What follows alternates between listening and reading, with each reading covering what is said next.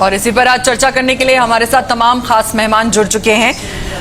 BJP नेता, आपका भी बहुत बहुत स्वागत है टीएनपी न्यूज पर। मैं सवाल आप तीनों से ही करना चाहूंगी कि देखिए, राम मंदिर के चढ़ावे को लेकर आरोप, जवाब और राजनीतिक प्रदर्शन लगातार सामने आ रहे हैं। आपके हिसाब से इस पूरे विवाद का सबसे बड़ा सवाल क्या है? दान की पारदर्शिता, व्यवस्था की जवाबदेही या फिर इस मुद्दे का राजनीतिकरण? सबसे पहले मैं अनिल जी आपसे जानना चाहूंगी। सही मायनों में माननीय विपक्षी दल इतना महत्वपूर्ण, इतना आस्था का विषय है, इसको राजनीति में घसीटना चाहते हैं। हम बड़ा स्पष्ट है कि जिन्होंने भी चंदा चोरी करी है उनको सख्त से सजा मिलेगी, कानून अपना काम करेगा और ये निश्चित तौर पर बजाय कोई प्रूफ देने के, बजाय जांच में सहयोग करने के, सिर्फ लोगों की आस्थाओं के साथ खिलवाड़ कर रहे हैं।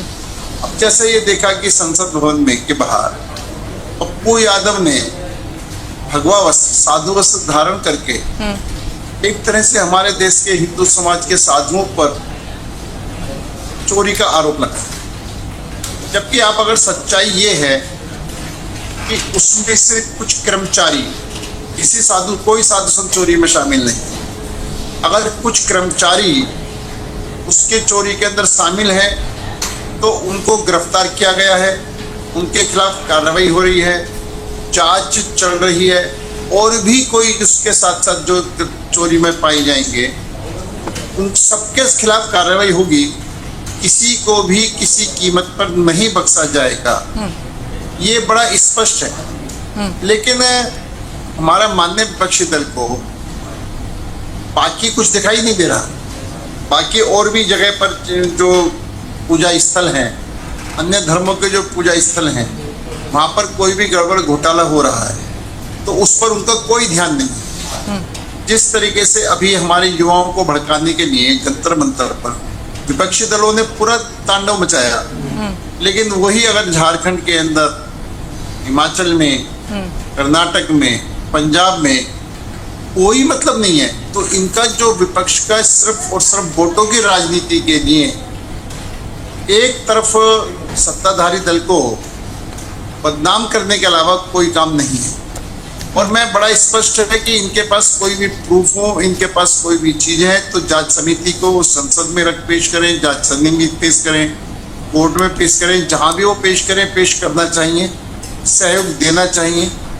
अब जैसे कि सही मायनों में अखिलेश यादव जी का बयान था कि कमरा बंद करो और जो चोरी है वो जमा कर जाओ, इसका मतलब चोरों को बचाने वाली बात है। हम कह रहे हैं जिसने भी चोरी करी है उसको सजा मिलनी चाहिए, उसको किसी कीमत में नहीं बख्शा जाना चाहिए। ये हमारे करोड़ों हिंदुओं की आस्था का सवाल है, ना कि चुपचाप चोरी से चंदे को वापस कर दिया। अभी एक सोने का सोना, चांदी चांदी, अभी जो बयान आया, चाहे सोना है, चांदी है, 1 रुपए की भी चोरी है तो उसको नहीं बख्शा। आप इस तरीके से क्या करना चाहते हैं? आप हिंदुओं की आस्थाओं से खिलवाड़ करना चाहते हैं।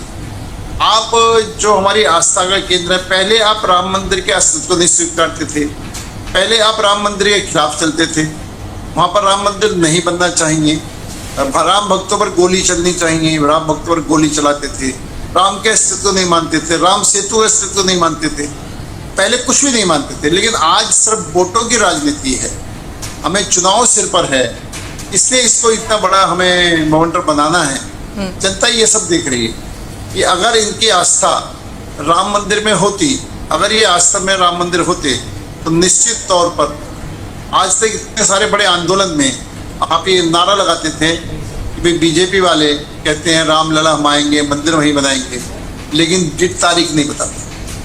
सब भगवान की कृपा से, संतों की कृपा से, जो श्रद्धालु हैं, राम भक्त हैं, हिंदू प्रेमी हैं, सबकी श्रद्धा की कृपा से ये सब काम हुआ है। और आज उनको बेचैनी है कि इतना बड़ा राम मंदिर कैसे निर्माण हो गया। आज सनातन धर्म को कल तक ये गाली देने वाले इनके गठबंधन, आज भी इनके गठबंधन में गाली देने वाले सनातन धर्म को लोग मौजूद हैं। ये उनसे एक बार नहीं पूछ रहे कि आप सनातन धर्म को गाली क्यों देते हो। ये एक बार ये नहीं कहे सनातन धर्म को मलेरिया डेंगू क्यों कहते हो, ये एक बार भी उनसे ये बात बोलने की इनकी हिम्मत नहीं है। इनकी बोलने की हिम्मत ये नहीं कि सनातन धर्म खत्म होना चाहिए, नहीं एक शब्द बोलते। और आज ये सिर्फ क्योंकि चुनाव सिर पर है तो इसका शोर बचाते हैं। इन्होंने दोनों हमारे नेता हैं कांग्रेस और समाजवादी पार्टी, इनके गठबंधन के साथी कहते हैं उत्तर प्रदेश और बिहार के लोग शौचालय साफ करने वाले होते हैं, लेकिन इनका एक शब्द वहां भी नहीं निकलता। इनका एक शब्द ये भी नहीं निकलता कि सनातन धर्म को गाली देने तुमको किसने दे दिया। तो आज मैं हूँ, चाहे दारा सिंह जी हैं, चाहे अपने कांग्रेस के नेता ये हैं आशीष सैनी जी हैं, हम सब हिंदू हैं, हम सब सनातन धर्म को मानने वाली बातें। तो जब हम ये सनातन धर्म को मानने वाली बात है, हम सब हिंदू हैं, तो कोई अगर सनातन धर्म पर गाली देता है तो इनको इसका बात का दर्द होना चाहिए। पप्पू यादव को बात समझाना चाहिए कि जो चंदा चोरी के अंदर पकड़े गए हैं उसमें कोई साधु संत नहीं है। आप क्यों भगवा ध्वज को, आप क्यों भगवा वस्त्र का अपमान कर रहे हैं, आप क्यों सनातन धर्म के प्रत्येक का अपमान कर रहे हैं। चलिए ठीक है अनिल जी, आपसे मेरा सवाल ये है कि क्या सरकार में ये हिम्मत है कि वो मंदिर के पूरे चढ़ावे और दान पात्र के अब तक के हिसाब किताब का एक एक पन्ना खोलकर जनता के सामने अब रख दे?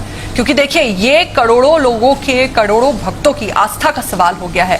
क्या फिर हर बार की तरह इस मामले को भी जांच के नाम पर क्या फाइलों में दबा दिया जाएगा? ये भी सवाल खड़ा हो गया है। फौजिया जी, मैं बड़ा स्पष्ट कह रहा हूं, अभी मेरे भाई ने आरएसएस का नाम, आरएसएस में होना कोई अपराध नहीं। आरएसएस एक सामाजिक संस्था है, उसके अंदर होना कोई अपराध नहीं है। और कोई भी अपराधी है, कोई भी अपराधी है, कोई भी चोर है, चाहे वो किसी से भी दादा जी, अनिल जी को अपनी बात पूरी करने दीजिए, फिर मैं आपके पास भी आऊंगी। जी अनिल जी। चाहे वो किसी भी धर्म को मानता है, चाहे वो किसी भी पार्टी का क्यों ना है, चोर चोर है, आतंकवादी आतंकवादी है, अपराधी अपराधी है, भ्रष्टाचारी भ्रष्टाचारी है। उसको उसी निगाह से देखना चाहिए, उसको ना कि किसी भी संस्था से जोड़ कर देखना चाहिए। पहली बात, अभी मेरे भाई ने आरोप लगाया माननीय मोहन भागवत जी पर, माननीय मोदी जी पर, माननीय अमित शाह जी पर। अगर इनके पास कोई भी प्रूफ है, आरोप लगाना, राजनीतिक आरोप लगाना एक अलग बात है, जनता को गुमराह करने के लिए आरोप लगाना एक अलग बात है, लोगों को बदनाम करने के लिए आरोप लगाना एक अलग बात है, पार्टी को बदनाम करने के लिए आरोप लगाना एक अलग बात है। लेकिन उनके खिलाफ कोई भी प्रूफ है तो आज इनको पेश करना चाहिए।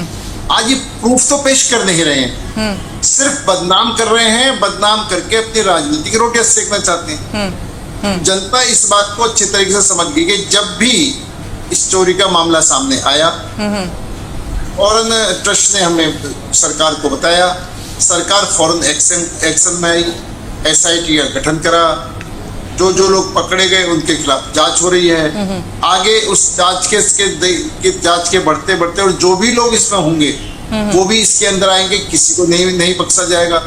और आप सिर्फ और सिर्फ टीवी पर बैठ करके, सड़कों पर बैठ करके नारे लगाना और आरोप लगाने के अलावा कोई काम नहीं कर रहे हैं। जबकि निश्चित तौर पर हमारा बड़ा स्पष्ट है कि मंदिर की आत्मा भारत में बसती है। चलिए ठीक है अनिल जी, आप कुछ कहना चाह रहे हैं, जल्दी से छोटा सा रिएक्शन दे दीजिए। मैं सिर्फ ये कहना चाहता हूं कि ये दारा सिंह जी ने जो कहा कि आरएसएस ने कोई सामाजिक कार्य करा, जब भारत चीन युद्ध हुआ था तो आरएसएस ने पूरे दिल्ली के शहर की कानून व्यवस्था संभाली। आरएसएस के काम को जवाहरलाल नेहरू ने स्वीकार करा। दादा जी उनको अपनी बात पूरी करने दीजिए। उस विपत्ति में सबसे आगे खड़ा रहता है और ये इनको आरएसएस को बदनाम कर गाली देने के अलावा चलिए ठीक है, आप तीनों का ही बहुत बहुत शुक्रिया हमारे